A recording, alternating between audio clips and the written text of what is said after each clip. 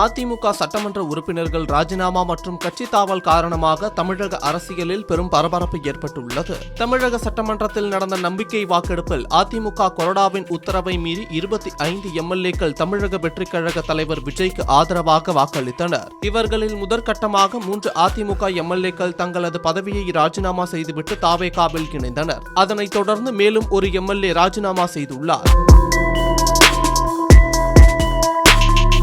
இதனால் தாவேகா மீது குதிரை பேரம் புகாரை எதிர்க்கட்சிகள் வீசி வருகின்றனர். தாவேகாவிற்கு தேவையான 11 சட்டமன்ற உறுப்பினர்களை இதேபோன்று அடுத்தடுத்து ராஜினாமா செய்ய வைக்க திட்டமிடப்பட்டு வருவதாக அரசியல் வட்டாரங்கள் தெரிவிக்கின்றன. இந்த தொகுதிகள் காலியானதாக அறிவிக்கப்பட்டு அங்கு தாவேகா சார்பில் மீண்டும் அவர்களையே இடைத்தேர்தலில் வேட்பாளராக நிறுத்த வியூகம் அமைக்கப்பட்டு வருவதாக கூறப்படுகிறது.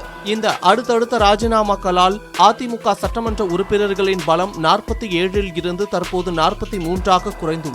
அதிமுக தற்போது உட்கட்சி பூசலால் எடப்பாடி பழனிசாமி அணி மற்றும் SP வேலுமணி CV சண்முகம் அணி என இரண்டாக பிரிந்துள்ளது. தற்போது வரை 28 எம்எல்ஏக்களின் ஆதரவு எடப்பாடி பழனிசாமிக்கு உள்ளது. வேலுமணி தரப்பில் இருந்து நத்தம் விஸ்வநாதன், பாலகிருஷ்ண ரெட்டி, அருள்மொழி தேவன் உள்ளிட்ட முக்கிய நிர்வாகிகள் எடப்பாடி பழனிசாமியை நேரில் சந்தித்து ஆதரவு தெரிவித்துள்ளனர். SP வேலுமணி CV சண்முகம் வசமிருந்த 15 எம்எல்ஏக்களில் 4 பேர் ராஜினாமா செய்துள்ளதால் மீதமிருக்கும் 11 பேரின் நிலை என்ன என்ற கேள்வி எழுந்துள்ளது. கட்சி தலைமையின் உத்தரவை மீறி செயல்பட்ட அதிருப்தி எம்எல்ஏக்கள் மீது கட்சி தாவல் தடை சட்டத்தின் கீழ் சபாநாயகர் மூலம் தகுதி நீக்கம் செய்யப்படலாம் என்ற சூழலும் நிலவுகிறது.